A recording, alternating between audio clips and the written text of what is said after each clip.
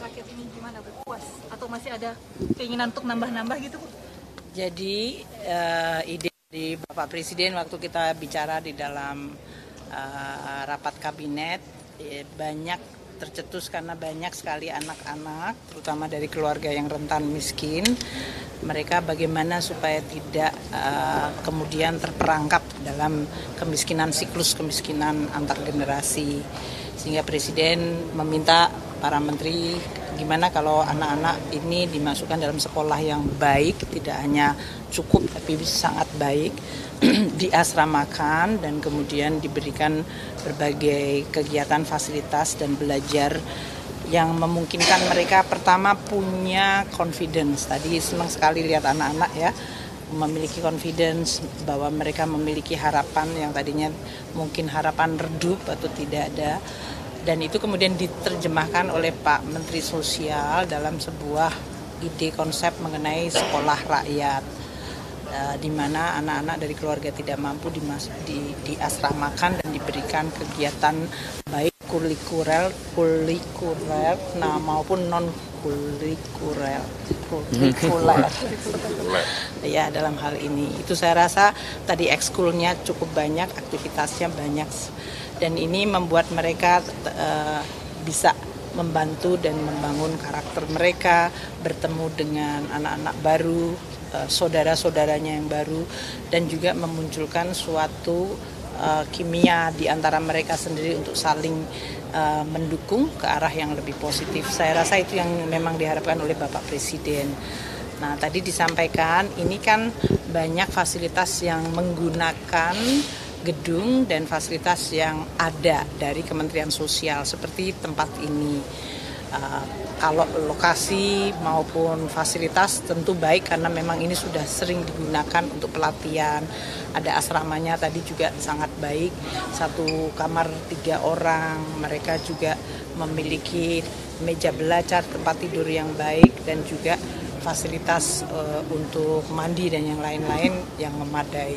Ruang makan kita lihat tadi anak-anak pada cerita bahwa mereka ada yang biasanya makan hanya 1 kali atau 2 kali sehari, mereka sekarang mendapatkan makanan 3 kali sehari plus snack.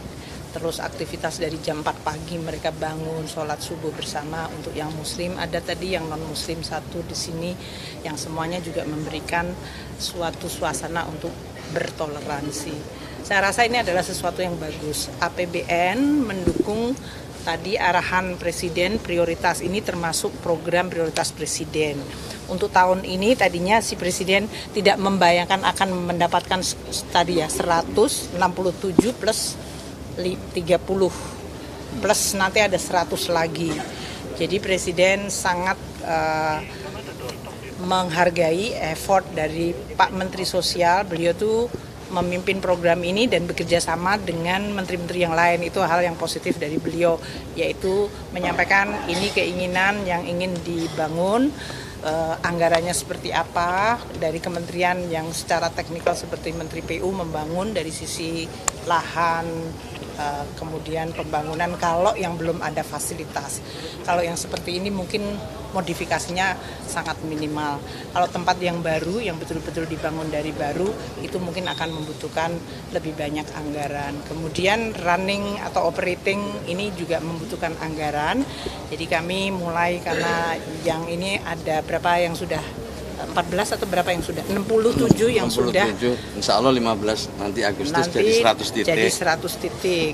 September jadi 159. Nah 159 berarti akan fokusnya pada operating, biaya operasi kan, karena anak-anak tadi kan mereka mendapatkan tempat tinggal, listrik, air, kemudian internet, baju seragam, semuanya laptop, itu nanti adalah operating. Dan tadi dari mulai pemimpin asrama, guru pendamping maupun kepala sekolah dan berbagai nanti guru-guru yang akan mengajar di sini itu masuk di dalam anggaran operating. Untuk tahun ini berarti kalau 157 ya operatingnya sudah mulai harus disediakan mulai ya Agustus ini atau yang mulai nanti September, mulai September. Tahun depan akan ada lagi mencapai 200, jadi kita sudah mulai nanti dianggarkan. Bapak Presiden nanti tanggal 15 menyampaikan APBN 2026 yang akan dibahas dengan DPR, termasuk untuk sekolah rakyat itu anggarannya akan meningkat cukup besar. Tahun ini sekitar 7 triliun itu untuk Kemensos maupun Menteri PUPR, karena tidak semuanya ada di beliau. Tadi kan guru-guru juga dari Kemendikdasmen. Jadi ini semuanya adalah kolaborasi dari kita semua.